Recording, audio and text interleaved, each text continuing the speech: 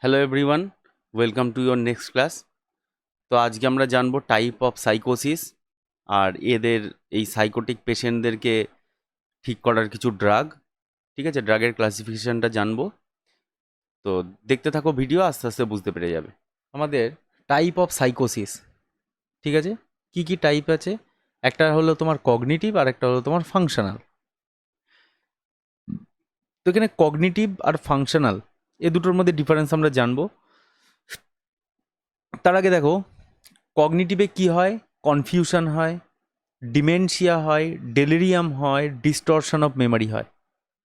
ঠিক আছে, হলো। তো এখানে কগনিটিভ মানে কি? কগনিটিভ মানে হলো মাইন্ড রিলেটেড ডিজিজ।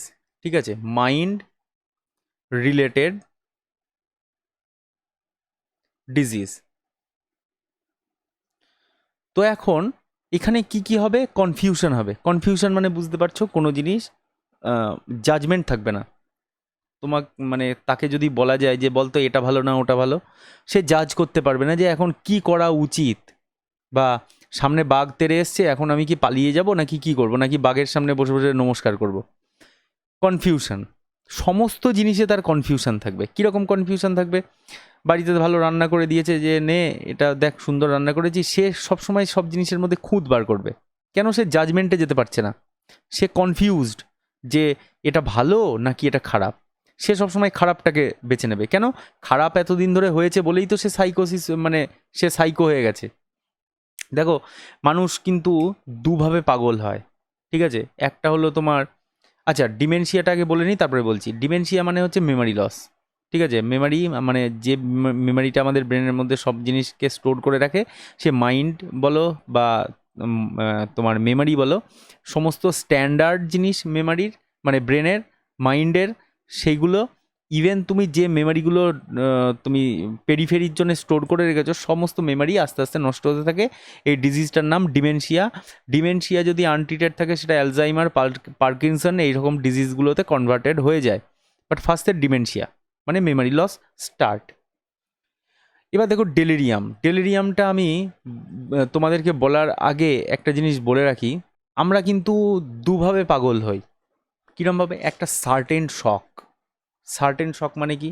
আচ্ছা এবার এই আমি কিন্তু তোমার মেকানিক্যাল ইনজুরির কথা বলছি না, মানে কারোর মাথার পেছনে লোহার রড দিয়ে মারলো, তার মাথা পাগল হয়ে গেল, সে কিছুদিন হসপিটালে ভর্তি থাকলো, এসে আর কাউকে চিনতে পারছে না, এই জিনিসের কথা বলছি না। সার্টেন শক মানে কি? ধরো কারোর খুব প্রিয়জন মারা গেছে, সার্টেন শক। এখন এই করোনার জন্য আমরা জানি অনেকেই অনেকের প্রিয়জনকে হারিয়েছে।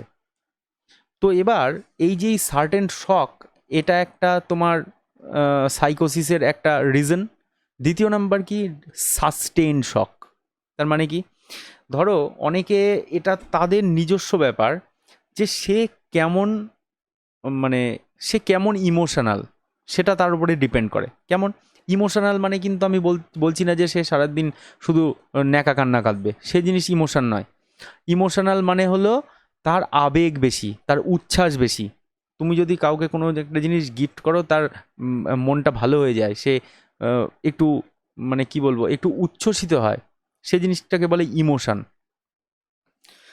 তো এবার সে, তার যদি ইমোশন বেশি থাকে, সে ওই সার্টেন শক পাবে যদি তার খুব প্রিয়জন, খুব কাছের জন যদি মারা যায়।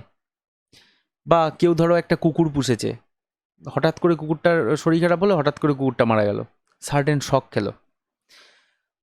আবার অনেকে আছে যাদের কাছেও এই শক, সেম শক তাদের কাছে আসে, কিন্তু তারা হঠাৎ করে শক পায় না, সার্টেন শক তাদের হয় না, তাদের দীর্ঘদিন ধরে সেই শকটা আস্তে আস্তে বডির মধ্যে কাজ করে, ব্রেনের মধ্যে কাজ করে, করতে করতে সে আস্তে আস্তে আস্তে আস্তে পাগল হয়। তো যাদের এই সার্টেন শক হয়, তারা দেখবে অজ্ঞান হয়ে যেতে পারে, বা কিছু একটা তাদের মধ্যে জিনিস হলো, সে প্রথমেই খাওয়া দাওয়া বন্ধ করে দেবে, কিছু করবে না, কারোর সাথে কথা বলবে না, সোশ্যাল ডিস্টেন্সিং মেনটেন করবে। সোশ্যাল ডিস্টেন্সিং মানে তার, সে কারোর সাথে কথা বলবে না, নিজেকে আলাদা করে ফেলবে, সেলফ সেপারেশন, সেলফ আইসোলেশন। তো এরকমভাবে সে আস্তে আস্তে শক পেয়ে সে আস্তে আস্তে পাগল হয়েছে। এবার এই ডেলিরিয়াম ব্যাপারটা কি? এখন আর একটা এক্সাম্পল দিই। কেউ এমন আছে যাদের মনে, ধরো তার তার খুব প্রিয় জিনিস মারা গেছে, বা প্রিয় কোনো একটা পেট মারা গেছে, ধরো একটা ডগই বললাম, ডগটা মারা গেছে। তো এখন সেই কুকুরটা যখন তার কাছে ছিল, তার অনেক মেমোরি ছিল, সে সেটাকে মেনে নিতে পারবে না যে আজকে আমার কুকুরটা মারা গেছে, সে আর কোনোদিনও ফিরবে না। এই জিনিসটা সে মনে আর মানতে পারবে না। এই যখনই সে মানতে পারবে না, তখন তার ব্রেন সেই হোমিওস্ট্যাসিস করবে। ব্রেনের মধ্যে কি করবে, কুকুরের সাথে থাকার সমস্ত মেমোরি তার ব্রেন, মানে মাইন্ড তাকে সাপোর্ট দিয়ে যাবে, মানে অলওয়েজ সাপোর্ট দিয়ে যাবে। যখনই তার ব্রেন মানে মাইন্ড তাকে এরকম সাপোর্ট দিয়েই যাবে, তখন ও এটা মেনে নেবে যে কুকুরটা মরেনি, আমার সাথেই আছে। ও তখন কি করবে, একটা ইনভিজিবল জিনিসের সাথে কথা বলবে। ঠিক আছে? কীরকমভাবে, মানে ও মনে করবে যে ওর সামনে হয়তো কুকুরটা রয়েছেই, বা হয়তো পাশের ঘরে আছে, আমি ওকে ডাকছি এখান থেকে। এই জিনিসটা সে করতে থাকবে। এটাকে এই জিনিসটাকেও ডেলিরিয়াম বলে। মানে একটা সে তার এটাও কিন্তু তার মাইন্ডের জন্যই হয়। এই যে মাইন্ড থেকে সবসময় তার ওই গুড ফিলিংসগুলো হোমিওস্ট্যাসিসের জন্য যেতে থাকে, সেই জন্য মানুষ মনে করতে থাকে সে হয়তো আমার সাথেই আছে। গেল। এবার দেখো distortion of Memari. Distortion of Memari মানে আমি আগেই বলে দিয়েছি যে মেমারির মধ্যে কোনো রকম কোনো ইয়ে থাকে না, মেমারির মধ্যে কোনো রকম কোনো সিঙ্ক্রোনাইজেশন থাকে না।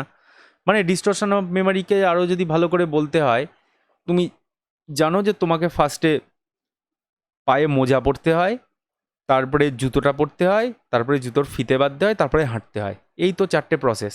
ডিস্টরশন অফ মেমারি হলে কী হবে, এই মেমারির মধ্যে সিঙ্ক্রোনাইজেশন থাকবে না। তুমি ফার্স্টেই হয়তো জুতোর মধ্যে পা গলিয়ে হাঁটতে চলে গেলে, এদিকে তুমি জুতোতে তুমি হয়তো তুমি মোজাও পরোনি, আবার তুমি জুতোর ফিতেটাও বাঁধোনি। তো এটাকে বলে ডিস্টরশন অফ মেমারি। এরপরে আসলো তোমার ফাংশনাল। ফাংশনাল আর কগনিটিভের মধ্যে একটা ডিফারেন্স, ফাংশনালে memory and orientation don't lose. মানে মেমারি আর ওরিয়েন্টেশন, মানে ওরিয়েন্টেশন মানে এইটা বললাম ডিস্টরশন অফ মেমারি। এই মেমারির ওরিয়েন্টেশন আর আমাদের মানে আমাদের মেমারি, এই জিনিসগুলো ইনট্যাক্ট থাকে, এগুলো কিছু হয় না। কিসে হ্যাম্পার করে, ইমোশনে হ্যাম্পার করে, থটে হ্যাম্পার করে, আর বিহেভিয়ারে হ্যাম্পার করে। জিনিসটা কি, ইমোশন মানে ধরো কাউকে তুমি খুব বকাঝকা করলে যে হ্যাঁ তোর কোনো টাইম জ্ঞান নেই, তোকে এই টাইমে ফোন করতে বলেছিলাম, তুই করিসনি ফোন। তো তখন সে, তার মুখটা দেখবে, তার মুখে কোনো চেঞ্জ নেই, সে হাঁ করে যেন তোমার দিকে তাকিয়ে থাকবে। তুমি তাকে যতই বকো, তার মধ্যে কোনো উচ্ছ্বাস নেই, লেস অফ ইমোশন। থট মানে তার যে সমস্ত চিন্তাভাবনাগুলো থাকবে সেগুলো আউট হয়ে যাবে। মানে সে ধরো তোমাকে বলেছে আমি কিন্তু আজকে সকালবেলা তোকে ফোন করব, কিন্তু সে হয়তো তোমাকে ফোন করলো না। তো তখন কি হবে, তুমি যখন তাকে বলছো যে কিরে তুই ফোন করিসনি কেন, বলবে আমি তো ভুলেই গেছিলাম। ভুলে গেছিলাম কেন, তার কারণ তার মেমারি লস হয়েছে। যে মেমারিতে তোমাকে বলে রেখে দিয়েছে যে আমি তোকে ফোন করব, সেই মেমারিটাই তার মাথা থেকে উড়ে চলে গেছে, তোমাকে ফোন করবে কি। ঠিক আছে? অ্যান্ড বিহেভিয়ার, এই বিহেভিয়ার চেঞ্জ হয়, মানে বিহেভিয়ারটা নিশ্চয়ই আর বলতে হবে না, কিছু কার সাথে কি কথা বলতে হবে জানতে পারে না, এই জিনিসগুলো বিহেভিয়ারাল চেঞ্জ। আচ্ছা, আমি তোমাদেরকে বলেছিলাম না যে সাইকিয়াট্রিক কন্ডিশনের 3টে পার্ট হয়, একটা সাইকোসিস, একটা নিউরোসিস, আর একটা পার্সোনালিটি ডিসঅর্ডার। তো আমাদের সাইকোসিসটা কমপ্লিট হয়েছে, আমরা এবার নিউরোসিসে এসেছি। ঠিক ঠিক আছে? তো এবার নিউরোসিস দেখো, এটা লেস সিরিয়াস। কেন? মানুষের ফার্স্টে নিউরোসিস হয়, তারপর সেটা যদি আনট্রিটেড থাকে তাহলে সেটা সাইকোসিসে ট্রান্সফার হয়। নেক্সট পয়েন্ট দেখো, ফোবিক স্টেট। ফোবিক স্টেট জিনিসটা কি, তুমি ধরে নাও দুজন বন্ধু দীঘা বেড়াতে গেছে। ঠিক আছে? দীঘা বেড়াতে গেছে, দীঘা বেড়াতে গিয়ে খুব মজা টজা করেছে, করে যেদিন ফেরার দিন, সেদিনকে দীঘাতে স্নান করতে গিয়ে দুজনের মধ্যে একজন জলে ডুবে মারা গেল। ঠিক আছে? খুব মানে অন্তরঙ্গ বন্ধু দুজন বেড়াতে গেছে, তাদের মধ্যে একজন মারা গেছে, তাহলে আর একজনের ওপরে কীরকম হিউজ মেন্টাল প্রেশার পড়বে, যে আমরা দুজনে এসেছিলাম, তার মধ্যে আমার বন্ধুকে আমি এখানে এসে হারালাম। তো তখন তার যে মনের মধ্যে এফেক্টটা আসবে, সে কিন্তু হয়তো তখন চিন্তা করতেও পারে, হয়তো ভবিষ্যতেও চিন্তা করতে পারে, যে তার মধ্যে একটা ফোবিয়া কাজ করবে, একটা ভয় কাজ করবে। কীরকম টাইপের ভয়, সে জল দেখলেই ভয় পাবে। সে যখনই ওই জলের কাছে যাবে, তখনই তার ওই প্রিভিয়াস মেমারিগুলোকে মনে পড়ে যাবে, যে আচ্ছা আমি সেই দীঘা গেছিলাম, সেখানে আমার বন্ধু ছিল, সে বন্ধু ওই যে জলে নামলো আর উঠলো না, এরকম একটা জিনিস। ধরো তুমি রাস্তা দিয়ে যাচ্ছ, গাড়ি করে যাচ্ছ, যেতে যেতে তুমি দেখলে তোমারই গাড়ির তলায় কোনো একটা স্ট্রিট ডগ চলে আসলো, গাড়িটা তার উপর দিয়ে চলে গেল, কুকুরটা মারা গেল। তুমি যখন এই জিনিসটা অবজার্ভ করলে, তুমি গাড়ির মধ্যে বসে তুমি অবজার্ভ করলে, আর তুমি মনে মনে কি চিন্তা করলে যে ই বাবা, আমার গাড়ির তলাতেই কুকুরটা এসে মরে গেল, কুকুরটাকে কোনো মতে বাঁচাতে পারলাম না, বা কুকুরটা বাঁচলো না, একবারেই পুরো মরে গেল। এই যে জিনিসটা তোমার মাথার মধ্যে চলে এইবার এই জিনিসটা তোমার মাথার মধ্যে ধীরে ধীরে ধীরে ধীরে মেমোরিগুলোর মধ্যে আস্তে আস্তে জিনিস তোমার তোমার সারাদিনে সেই জিনিসটাই চিন্তা করে যাবে। আর তোমার মধ্যে একটা ভয় কাজ করবে যে রাস্তায় বেরোলেই হয়তো অ্যাক্সিডেন্ট হবে, রাস্তায় বেরোলেই হয়তো কোনো একটা গাড়ি তোমার উপরে চলে আসতে পারে। এরকম একটা ফোবিক স্টেট। এই সমস্ত ফোবিক স্টেটে তুমি পার্সনকে আরও বেশি আইডেন্টিফাই করতে পারবে যদি তুমি তাকে রাতের বেলা সেই জায়গাতে আবার নিয়ে যাও, যে জায়গাতে অ্যাক্সিডেন্ট হয়েছে, যে জায়গাতে তোমার মানে কারোর একজনের বন্ধু দীঘাতে গিয়ে জলে ডুবে মারা গেছে, তাকে যদি তুমি রাতের বেলা নিয়ে যাও, তার এই ফোবিক স্টেটটা আরও বেশি বেড়ে যাবে। এটা বোঝা গেছে? এবার দেখো অবসেসিভ কম্পালসিভ ডিসঅর্ডার। এই জিনিসটা কি? দেখো এই সমস্ত জিনিসগুলো আমাদের মধ্যেও হয়। এই যে নিউরোসিস বলছি, সাইকোসিস বলছি, এই জিনিসগুলো অল্প বিস্তর আমাদের মধ্যেও হয়, কিন্তু আমাদের মধ্যে সেই জিনিসটা কন্ট্রোলে আছে। আমরা কখনো চিন্তা করি, কখনো ভুলে যাই। যদি সেটা সাইকো পেশেন্টের হতো তাহলে সে সারাদিন চিন্তা করেই যেত। এটা বোঝা গেছে? তো অবসেসিভ কম্পালসিভ ডিসঅর্ডারটা কি জিনিস? রাতের বেলাতে ঘুমাতে যাওয়ার আগে তোমার বাবা বলে দিয়েছেন যে ছাদের ওপরে ওই দরজাটা কিন্তু আটকে আসবি, নালে রাতের বেলা থেকে ওখান দিয়ে কেউ ঢুকে পড়তে পারে। তুমি রাতের বেলা শুলে, তোমার মনে হলো দরজাটা দেওয়া রয়েছে, তুমি মনে হলো যে হ্যাঁ তখন তো দিলাম, না যাই গিয়ে একবার দেখে আসি। গিয়ে দেখে আসলে দেখলে দরজায় দেওয়া রয়েছে। এবার তোমাকে নিচের থেকে কেউ একজন বললো দরজায় তালা দেওয়া আছে কিনা দেখেছিস? তুমি আবার কনফিউশনে পড়লে, মনে করলে সত্যি তো তালা দেওয়া আছে কিনা তো দেখিনি, দরজা তো দেওয়া আছে দেখলাম, তালা দেওয়া আছে তো দেখিনি, আবার যাই, আবার গিয়ে দেখে আসলে। মানে কি, একই কাজ তুমি জানো যে জিনিসটা হয়েছে, তুমি ফর শিওর যে এই কাজটা হয়েছে, কিন্তু তুমি কনফিডেন্ট নও। এইটা আমি জাস্ট একটা এক্সাম্পল দিলাম। এই এই জিনিসটা এই সাইকো পেশেন্টদের সব সময় ঘটে। তারা কোনো জিনিসই ঠিকঠাকভাবে মনে রাখতে পারে না, কোনো জিনিসই মনে রাখতে পারে না, কোনো জিনিসই একবারে জিনিসগুলোকে মনে রাখতে পারে না। এই রকম কনফিডেন্ট লেভেলটা তাদের প্রচণ্ড ড্রপ আউট করে। হলো? এবার হলো তোমার পোস্ট ট্রমাটিক স্ট্রেস। তার মানে কি? তার মানে কোনো একটা স্ট্রেস পড়েছে কারোর একটা ব্রেনের মধ্যে, কারোর একটা মাইন্ডের মধ্যে হিউজ স্ট্রেস পড়েছে, কোনো একটা পার্সন লস, কোনো একটা তার কোনো ক্ষতি, কোনো একটা জিনিসের জন্য তার খুব স্ট্রেস পড়েছে। এই স্ট্রেসটা যদি পরে থেকে যায়, থেকে গিয়ে সে যদি আবার ভয় পায় কিছু একটা জিনিস নিয়ে, তাহলে তাকে আমরা বলবো পোস্ট ট্রমাটিক স্ট্রেস। এই পোস্ট ট্রমাটিক স্ট্রেসটা যদি না ক্লিওর করা যায়, তাহলে এই জিনিসটা আস্তে আস্তে আমাদের সাইকোসিসে হয়ে যায়। নিউরোসিসের মধ্যে এই জিনিসগুলো বলছি, নিউরোসিস আস্তে আস্তে সাইকোসিসে ট্রান্সফার করে যায়। এরপরে দেখো internal competition of thinking. Internal competition of thinking মানে কি? মানে কোনো একটা সাইকো পেশেন্ট আছে যার খুব প্রিয়জনকে হারানোর তার খুব দুঃখ হয়েছে, সে সেই জন্য সে সাইকো হয়ে গেছে, ধরে নাও কোনো একটা কারণে। তো এখন সে চিন্তা করছে যে যে মারা গেছে, যে আমার খুব অন্তরঙ্গ বন্ধু ছিল, যে মারা গেছে, সে আমার সাথেই আছে, সে আমার সাথে সবসময় আছে। কেন? তারই তো মাইন্ড তাকে বোঝাচ্ছে যে ও তোর সাথে রয়েছে, ও তোর সাথে যখন এত বছর ছিল তখন যেরকমভাবে থাকতো, ও এখনও তোর সাথেই রয়েছে। কেন? ব্রেন তো মানতে পারছে না যে ও আজকে আমার কাছে নেই। তো এই রকমভাবেই সে নিজে বুঝতে পারে যে আমার কাছে সে রয়েছে, কিন্তু এই জিনিসটা তোমাকে বোঝাতে পারবে না। কেন? তুমি, তোমার সাথে তো সেই জিনিসটা ঘটেনি। এবার আমাকে তোমাকে সে যদি এসে বলতে চায় যে দেখ আমার কাছে কিন্তু এই পাশের চেয়ারে কিন্তু কেউ একজন বসে আছে, তুমি মানবে? নিশ্চয়ই মানবে না। তো এবার সে মনে করছে যে আরে আমি একটা কথা বলছি, ও কেন শুনছে না? ওর তো মানাটা উচিত, আমি বড় ওর থেকে, আমি ওকে বলছি আমার পাশে একজন বসে আছে, ও মানছে না, এটা হতে পারে? আমি তো দেখছি আমার পাশে বসে আছে, ও কেন মানছে না? এই যে একটা অ্যাংজাইটি তার মধ্যে চলতে থাকবে, তোমাকে না বোঝাতে পারার অ্যাংজাইটি, তার থেকে তার অ্যাগ্রেশন আসবে, তার থেকে তার রাগ হবে, রাগ হয়ে তোমাকে মারতে ছুটবে। তো এখানে আমাদের নর্মাল লাইফেও এই জিনিসগুলো হতে থাকে। কীরকম হতে থাকে দেখো, একটা জিনিস আমরা অনেকে খেলি না, দামসারাজ খেলি। দামসারাজ মানে কি, দুটো টিমে বন্ধুরা ডিভাইডেড হয়ে যায়, তার মধ্যে কোনো একটা টিম থেকে কাউকে একটা ডেকে এনে তার কানে কানে কোনো সিনেমার নাম বলতে হয়, আর সে অ্যাক্টিং করে দেখায় সেই সিনেমার নামটা সে তার বন্ধুদেরকে অ্যাক্টিং করে দেখায়, তাদের দল যদি বুঝতে পেরে অ্যান্সার দিয়ে দেয় তাহলে তারা জিতলো। এবার যাদেরকে বলা হলো কানে কানে নামটা সিনেমার, সে কিন্তু অ্যাক্টিং করে দেখাচ্ছে, তার মুখে কোনো কথা বলছে না, সে অ্যাক্টিং করে দেখাচ্ছে। এটাই যখন একটু টাইম নিয়ে নেবে, সে যে বোঝাতেই পারছে না, তার মনের মধ্যে কী হবে, আমি তো সিনেমার নামটা জানি, আমি বোঝাচ্ছি, সে বুঝতে পারছে না। এবার একটুখানি ভেবে দেখো, ওই টাইমে কিন্তু অনেকে কিছুক্ষণ ধরে বোঝাতে না পারলে কিন্তু খুব রেগে যায়, তোর বোঝাতে পারছি না, তোদের খেলতে হবে না, তোরা এই সামান্য জিনিসটা বুঝতে পারিস না, এই সমস্ত কথাগুলো আসবে। কেন আসবে? তার কারণ সে এই ইন্টারনাল কম্পিটিশন অফ থিঙ্কিং হয়েছে তার। সে একটা জিনিস নিজে জানে কিন্তু কাউকে এক্সপ্লেন করতে পারছে না। এই জিনিসটা আস্তে আস্তে আস্তে আস্তে কিন্তু আমাদের প্রবলেমে দাঁড়িয়ে যায়। কীরকম প্রবলেম? এই সাইকোসিসের কিন্তু মানে সাইকিক যারা হয়, সাইকো পেশেন্ট যারা হয়, তাদের মধ্যে এইরকম কিছু জিনিস থাকে, তারা এই সমস্ত জিনিসগুলো ভাবতে থাকে, আর এই জিনিসগুলো অন্য লোককে বোঝানোর চেষ্টা করে। তুমি যখনই বলবে যে না এটা তো না, তখনই তোমার উপরে রেগে যাবে। এটা বোঝা গেছে? আচ্ছা, এবার দেখো, এই আমি আগের দিন তোমাদেরকে কি বলেছিলাম যে আমাদের ব্রেনের মধ্যে হোমিওস্ট্যাসিস কিভাবে মেনটেন হয়। আমাদের মাইন্ড আমাদের ব্রেনের মধ্যে কিছু গুড ফিলিংসকে পাঠিয়ে আমাদের একটু ভালো লাগে, কোনো একটা জিনিস ভালো লাগে, ফিল গুড ফ্যাক্টর কাজ করে।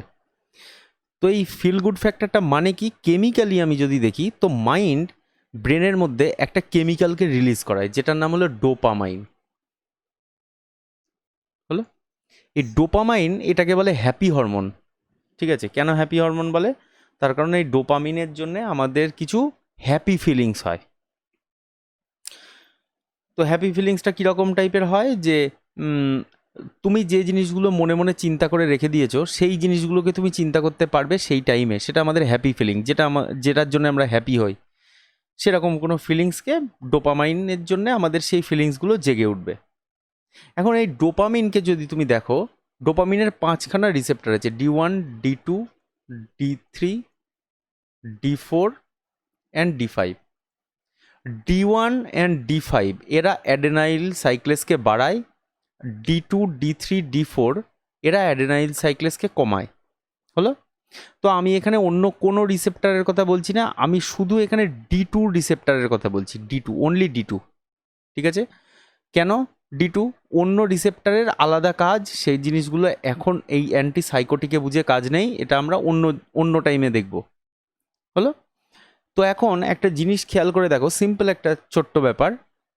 তুমি ধরো তোমার কোনো একটা প্ল্যান, তুমি মনে মনে কোনো একটা প্ল্যান করে রেখেছো, সেই প্ল্যানটা তুমি 1000টা লোককে বলে বেড়াচ্ছ, জানিস তো আমি না এই জিনিসটা প্ল্যান করেছি, আমি না ঠিক করেছি আমি আমার বাড়িটা এরকমভাবে তৈরি করব, আমি না ঠিক করেছি আমি একটা এরকম মোবাইল কিনবো, আমার প্ল্যান হচ্ছে যে আমি এখানে টাকা জমাবো, এত টাকা করে জমাবো, জমিয়ে আমি একটা জিনিস কিনবো।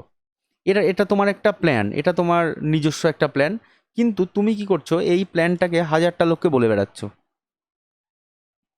তো এখানেও অনেক ব্যাপার আছে যে তুমি কেন লোককে বলে বেড়াচ্ছ। আর একটা জিনিস হলো যে সবাই তোমার প্রতি ইন্টারেস্টেড হবে না, কেউ কেউ শুনে বলবে বাহ খুব ভালো, তো ঠিক আছে বাহ, আর আরও কিছু লোকজন থাকবে, তারা তোমারটা শুনবে, শুনে ব্যাস, তারা আর কিছু রিয়াকশানই দেবে না। এরকম দুটো টাইপের লোককে তুমি বলতে পারো। তো এখন তারা কিন্তু তোমার প্রতি কোনো ইন্টারফেয়ার করছে না।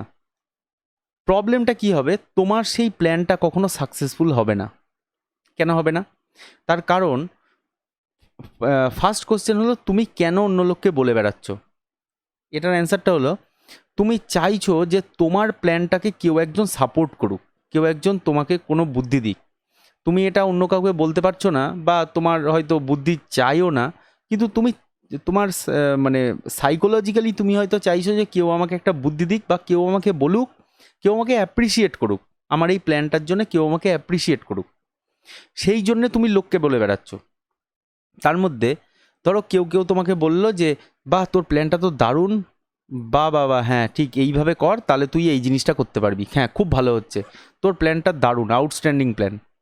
যেই মাত্র তোমাকে সে অ্যাপ্রিসিয়েট করা শুরু করলো, সেই মাত্র তোমার ব্রেনের মধ্যে ফিল গুড ফ্যাক্টর কাজ করলো, মানে ডোপামিন সিক্রিশন হলো। যেই মাত্র ডোপামিন সিক্রিশন হলো, তোমার ব্রেনের মধ্যে তখন এই রকম সিচুয়েশান চলে আসবে যে হ্যাঁ, ও আমাকে অ্যাপ্রিসিয়েট করেছে, তার মানে জিনিসটা ভালো, তার মানে আমি এই জিনিসটা অ্যাকোয়ার করেই ফেলেছি।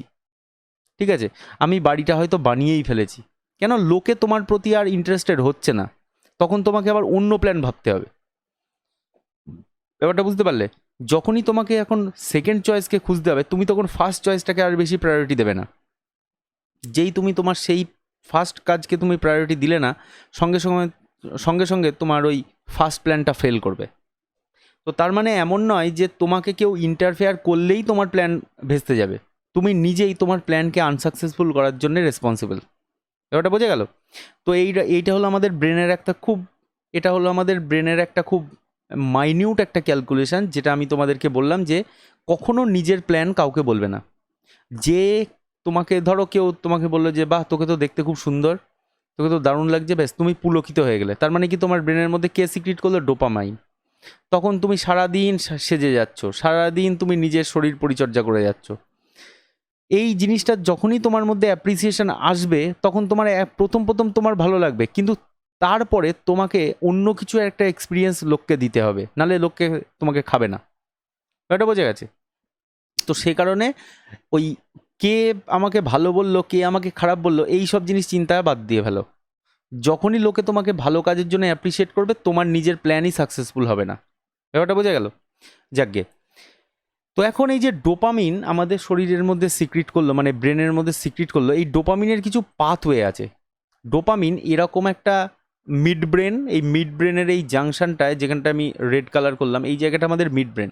এই মিড ব্রেনের ওপরের যে পোর্শন, এখান থেকে ডোপামিনার্জিক নিউরন থাকে। মানে কি, এইখানে যত রাজ্যের নিউরন আছে তারা ডোপামিনকে সিক্রিট করতে পারে, মানে ডোপামিন নিউরো ট্রান্সমিটারকে সিক্রিট করতে পারে।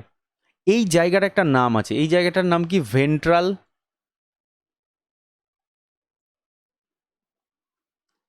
ট্যাগমেন্টাল area, or VTA, ventral tegmental area. মনে থাকবে নামটা, ভেন্ট্রাল ট্যাগমেন্টাল এরিয়া। এখান থেকে তোমার ডোপামিন সিক্রিট করে, এবার এই ডোপামিন সিক্রিট করে আমাদের বিভিন্ন এরিয়ার মধ্যে যায়। তো ফার্স্টেই আমাদের যে জায়গাটাতে যায় সেটা হলো তোমাদের, ফার্স্টেই যায় তোমাদের একটা বেসাল গ্যাংলিয়াতে, এরকম জায়গাতে কিছু গ্যাংলিয়া থাকে, সেই গ্যাংলিয়ার মধ্যে যায়, যেটার নাম হলো তোমার নিউক্লিয়াস অ্যাকাম্বেন্স। নিউক্লিয়ার অ্যাকাম্বেন্স অর এনএ, এটাকে এনএ বলেও ডিনোট করা হয়। তো এবার দেখে নাও, এই নিউক্লিয়াস অ্যাকাম্বেন্স এটা আমাদের কিসের জন্য রেসপন্সিবল? এটা মেনলি আমাদের তোমার মোটর ফাংশনের জন্য রেসপন্সিবল। নিউক্লিয়াস অ্যাকাম্বেন্স আমাদের মোটর ফাংশন। তো আমাদের বডিতে মোটর ফাংশন যেটা, সেটা আমাদের এই নিউক্লিয়াস অ্যাকাম্বেন্স জন্য রেসপন্সিবল। তো কীরকম? ধরো তুমি একটা কোনো জিনিস খাচ্ছ, খুব ডেলিশিয়াস একটা জিনিস খাচ্ছ তুমি, তো তুমি যখনই কোনো একটা জিনিস খাবে, তোমার ব্রেনের মধ্যে কি হবে? খুব ভালো জিনিস খেয়েছো, কী হবে? ডোপামিন সিক্রিট করলো, ডোপামিন সিক্রিট করার সঙ্গে সঙ্গে ডোপামিন এই এতগুলো জায়গার মধ্যে পৌঁছে গেল, পৌঁছানোর সাথে সাথে এই মোটর ফাংশনের মধ্যে গেল। তুমি তখন কি করলে? খাবারটা খাওয়ার জন্য আরও বেশি অ্যাগ্রেসিভ হয়ে গেলে, খাবারটা খাওয়ার জন্য তুমি আর দেরি করতে পারছো না। দেখবে রেস্টুরেন্টে গেলে আমাদের এরকম বন্ধু বলে যে নে তুই তাড়াতাড়ি শুরু করতে, আমি আর ওয়েট করতে পারছি না। কেন ওয়েট করতে পারছে না? তার এই ডোপামিন এই সমস্ত নিউক্লিয়াস অ্যাকাম্বেন্সের মধ্যে খুব বেশি স্টিমুলাস দিচ্ছে, তার মোটর ফাংশন বেড়ে গেছে, সে একটু কি বলবো, সে একটুখানি মানে একটু অ্যাগ্রেসিভ হয়ে গেছে খাবারটা খাওয়ার জন্যে। ম্যাটারটা ক্লিয়ার? তো এগুলো আমাদের মোটর ফাংশনকে হ্যাম্পার করে। হলো? তো এই যে পাথওয়েটা, এই পাথওয়েটার নাম হলো তোমাদের মেসোলিম্বিক পাথওয়ে। মেসোলিম্বিক পাথওয়ে কার পাথওয়ে? এটা ডোপামিনের পাথওয়ে, মেসোলিম্বিক পাথওয়ে। আচ্ছা, এবার আমরা প্রত্যেকে জানি আমাদের ফ্রন্টাল লোব ব্রেনের মধ্যে, ফ্রন্টাল লোব আমাদের কিসের জন্য রেসপন্সিবল? ফ্রন্টাল লোব আমাদের মেমারি, আমাদের ইমোশনটা বেশি, অ্যাটেনশন, বিহেভিয়ার, লার্নিং, এই সমস্ত জিনিস আমাদের ফ্রন্টাল লোবের জন্য রেসপন্সিবল। যার ফ্রন্টাল লোব যত বেটার, সে এই সমস্ত অ্যাকশানগুলো তত ভালো সে ডেলি লাইফে পায়। এবার যখন এখান থেকে ডোপামিন সিক্রিট করে গেছে, সিক্রিট করে গিয়ে আর একটা পাথওয়ে ধরলো, যে পাথওয়েটা এরকম আমাদের কর্টেক্সের মধ্যে গেল। বাট বোঝা গেছে? এখানে একটা কর্টেক্স, মানে আমাদের ফ্রন্টাল কর্টেক্স এই এরিয়াতে গেল। এই এরিয়াটার নাম, এই যে তোমাদের এই এতগুলো ব্লু কালারের যে অ্যারোগুলো দেখছো, এরা যেখানটায় যাচ্ছে এর নাম হলো তোমাদের pre frontal cortex. Prefrontal cortex, ঠিক আছে। এ কি করতে পারে, এই রকম জায়গাতে গেলে আমাদের কি হবে, আমাদের এই সমস্ত মেমোরি, লার্নিং, এই সমস্ত জিনিসগুলো আসবে, ফেসিয়াল এক্সপ্রেশন আসবে, যে খাবারটা খেয়েছো খুব ভালো লেগেছে, মাথাটা একদম যেন ছেড়ে গেল, এরকম যে ব্যাপারটা, মানে তুমি একটা কোনো জিনিসকে এক্সপিরিয়েন্স করছো, খাচ্ছ মানে কোনো একটা জিনিসের টেস্টকে এক্সপিরিয়েন্স করছো, স্মেলকে এক্সপিরিয়েন্স করছো, সেই জিনিসটার মধ্যে তুমি ইমোশন খুঁজে পাচ্ছ, ঠিক আছে। এই জিনিসগুলো তোমাদের এই প্রিফ্রন্টাল লোব থেকে কন্ট্রোল হয়। তো এই যে এই পাথওয়েটার নাম হবে তোমার মেসো কর্টিক্যাল পাথওয়ে। কার পাথওয়ে? ডোপামিনের পাথওয়ে, মেসো কর্টিক্যাল পাথওয়ে। ব্যাপারটা ক্লিয়ার? Mesocortical pathway. আচ্ছা, এবার দেখো আমাদের যে মুভমেন্ট, আমরা কোনো একটা জিনিসকে মুভমেন্ট করছি, বা আমরা কোনো সেন্সারি স্টিমুলি নিচ্ছি, সেন্সারি, এই সমস্ত জিনিসগুলো আমাদের সাবস্ট্যান্সিয়া নাইগ্রা পার্স ক্যাপিটা, এই যে জায়গাটা দেখতে পাচ্ছ, এই জায়গাতে আমাদের এরকম কিছু গ্যাংলিয়া থাকে, এই গ্যাংলিয়া বলছি, এখানে কিছু ব্যাসাল গ্যাংলিয়া থাকে, ঠিক আছে, ব্যাসাল গ্যাংলিয়া। তো এই রকম এদেরও কিছু নামধাম আছে, এত ডিটেলসে গিয়ে লাভ নেই।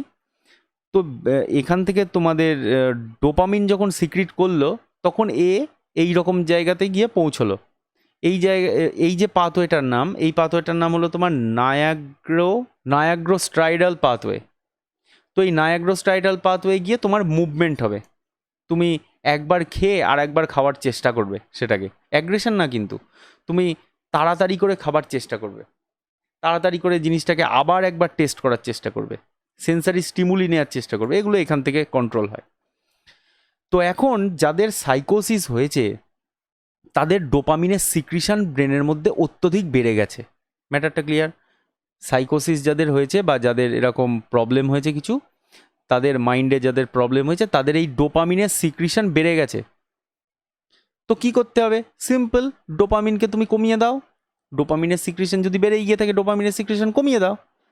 কিন্তু এখানে ব্যাপার আছে, তুমি যদি ডোপামিনের সিক্রিশন কমিয়ে দাও একদমই, তো তোমার কি হবে, ডোপামিন এখান থেকে সিক্রিশন করলো, যাই হোক অল্প করে কিছু করলো, করে তোমার এখানে তোমার মেসোলিম্বিক পাথওয়েতে গেল, মেসো কর্টেক্স পাথওয়েতে গেল, গিয়ে তোমার দেখা গেল ডোপামিনের কোনো রকম সেন্সারি মানে সেন্সেশনই হচ্ছে না। যাদের ডোপামিনের সিক্রিশন বেড়ে গেছে, যাদের সাইকোসিস হয়েছে, তাদের এই রকম জায়গাতে যে নিউক্লিয়াস অ্যাকাম্বেন্স বলেছিলাম, এর মধ্যে প্রচণ্ড পরিমাণ ডোপামিনের সিক্রিশন বাড়তে থাকে, প্রচণ্ড পরিমাণ ডোপামিনের সিক্রিশন বলো, স্টিমুলেশন বলো, ইনারভেশন বলো, সব জিনিস এখানে বাড়তে থাকে।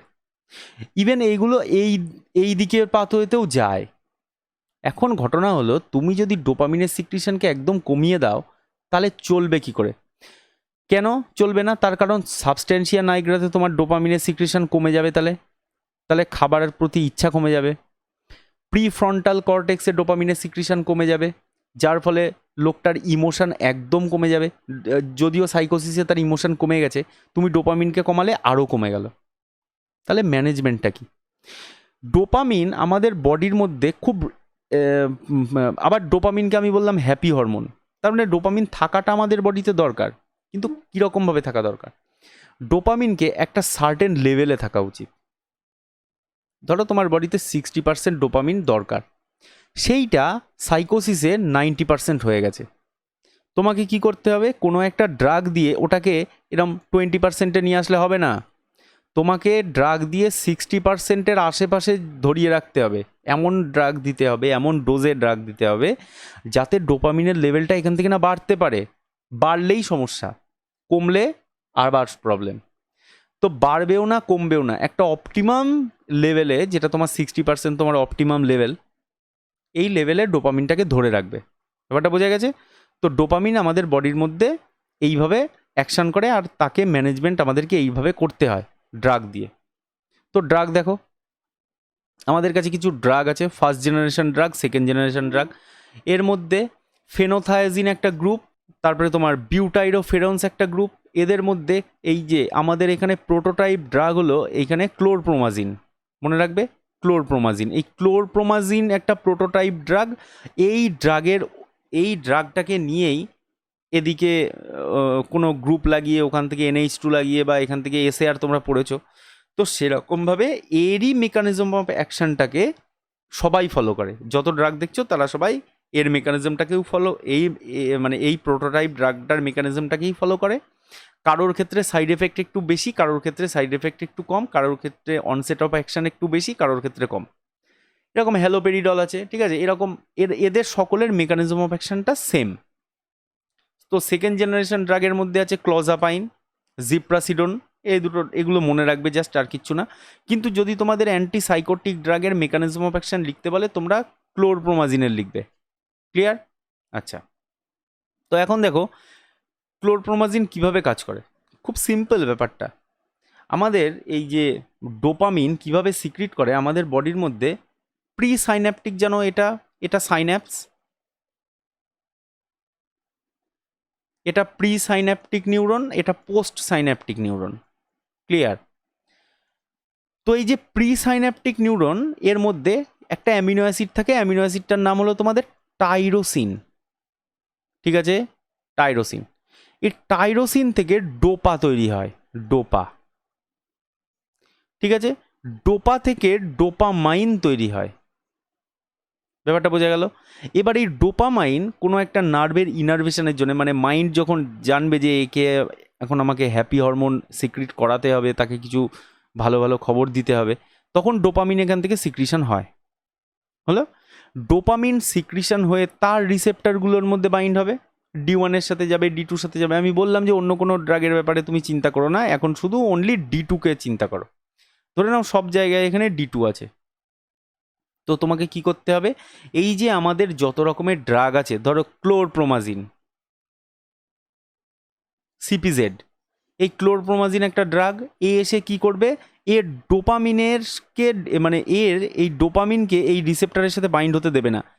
আগে গিয়ে এখানে কনসেন্ট্রেশন গ্রেডিয়েন্টের জন্য আগে গিয়ে এখানে বাইন্ড করে যাবে, ডোপামিন সিক্রিট করবে, করে দেখবে যে আরে এ তো রিসেপ্টরের সাথে অলরেডি কেউ একজন বাইন্ড হয়ে রয়েছে, ও আর বাইন্ড করবে না, চলে যাবে। ওটা বোঝা গেল? তো তুমি এবার যত বেশি পরিমাণ ডোপামিন এখান থেকে সিক্রিট হোক না কেন, তোমার তো ক্লোরপ্রোমাজিন দিয়ে একটা ব্লক করা আছে, যা এটাকে বলে কম্পিটিটিভ ইনহিবিশন। কম্পিটিটিভ ইনহিবিশন কার সাথে কম্পিট করছে?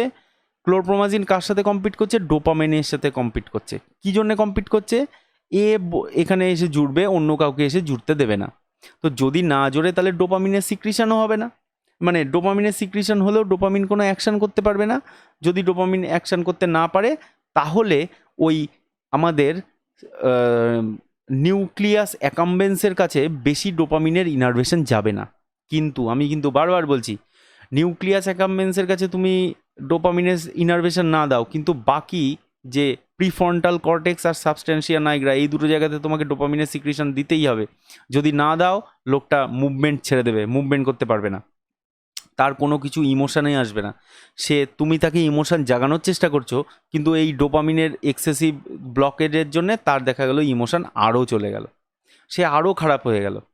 ঠিক আছে, তো এই সমস্ত পেশেন্টকে হ্যান্ডলিং খুবই কঠিন, যারা এক্সপিরিয়েন্স তারাই করতে পারে। আর এদের ড্রাগ চয়েসগুলোও খুব ইম্পর্টেন্ট। তুমি এমন কোনো ড্রাগ দেবে না যাতে তার উল্টো অ্যাকশান হয়ে গেল। ব্যাপারটা বুঝতে পারছো তো? উল্টো অ্যাকশান কীভাবে হবে? এই ডোপামিন আমাদের বডির অনেক জায়গাতে অ্যাকশান করে, তো সব জিনিসকে ব্লক করলে সব জিনিসই ব্লক হয়ে যাবে। এবার ডোপামিনের কিছু ভালো এফেক্টও আছে, খারাপ এফেক্টও আছে। তো এই ভালো এফেক্টটা কীরকম না, এই আমাদের গুড হরমোন, ভালো ফিলিংস দেয়, কিন্তু এক্সেসিভ হয়ে গেলে আবার সাইকোসিসের মতো কাজ করে। তো তোমাকে সাইকোসিস কমাতে হবে, কিন্তু অন্য জিনিসগুলো যেন তোমার ইনট্যাক্ট থাকে, ইমোশন যেন মানুষটা ঠিকঠাক থাকে, শুধু যেন সাইকোসিস কমে। সেই জন্য তোমাকে এই D2 রিসেপ্টার ব্লক করতে হবে একটা সার্টেন লেভেলে, যাতে তোমার এই ডোপামিনের মানে তোমার ডোপামিনের লেভেলটা আমাদের বডির মধ্যে অপটিমাম থাকে। আশা করি বুঝতে পেরেছো অ্যান্টিসাইকোটিক ড্রাগগুলো একটু দেখে নিও। আজকের ক্লাস তাহলে এখানেই শেষ করলাম। সকলে ভালো থেকো, বাই।